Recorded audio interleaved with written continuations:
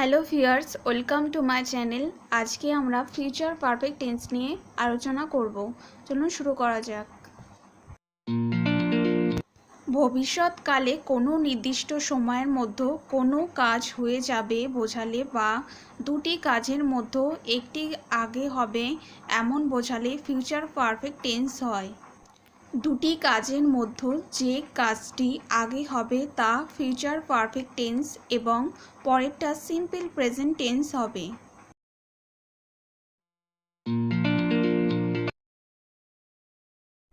Future perfect টেন্সে affirmative sentence যেভাবে তৈরি করতে হয় তার স্ট্রাকচার হবে সাবজেক্ট প্লাস শ্যাল হ্যাভ বা উইল হ্যাভ প্লাস ভার্বের third form plus object plus before plus present simple tense use করে সেন্টেন্সটা বানাতে হবে। তারা আসার পূর্বে আমি পড়া শেষ করিব। I shall have finished my lesson before they come. এখানে নিয়ম অনুযায়ী সাবজেক্ট আই বসেছে, তারপর শ্যাল হ্যাভ, তারপরে ভার্বের থার্ড ফর্ম, তারপরে অবজেক্ট, তারপরে বিফোর, তারপর প্রেজেন্ট সিম্পল টেন্স ইউজ করা হয়েছে। এখানে তারা আসার পূর্বে আমি পড়া শেষ করিব, আমি পড়া শেষ করিবটা আগে আসবে। I shall have finished my lesson তারা আসার পূর্বে বিফোর দে কাম। পরবর্তী উদাহরণ, সে আসার আগে আমি কাজ শেষ করব। I shall have finished the work before he arrives.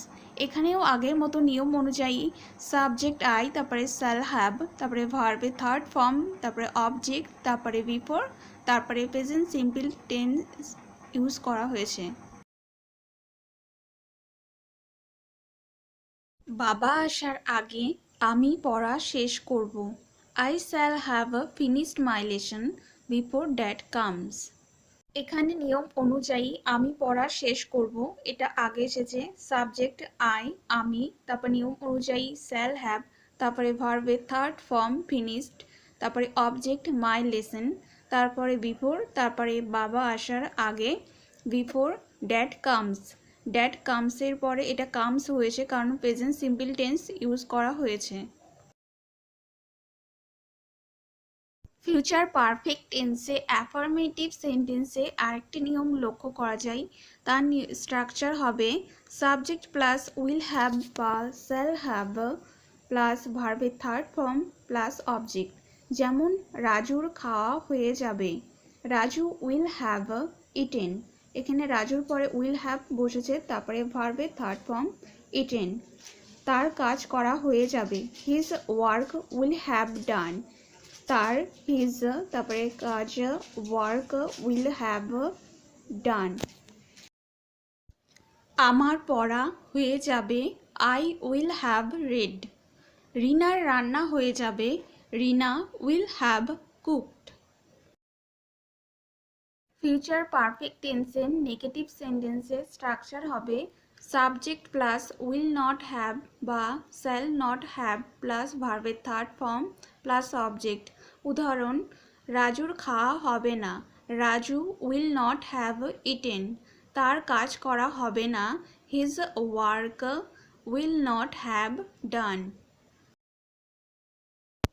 রিনার রান্না করা হবে না, Rina will not have cooked. আমার পড়া হবে না, I shall not have read.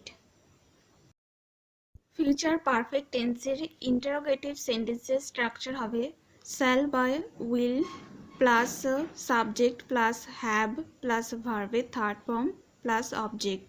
রাজুর কি খাওয়া হয়ে যাবে?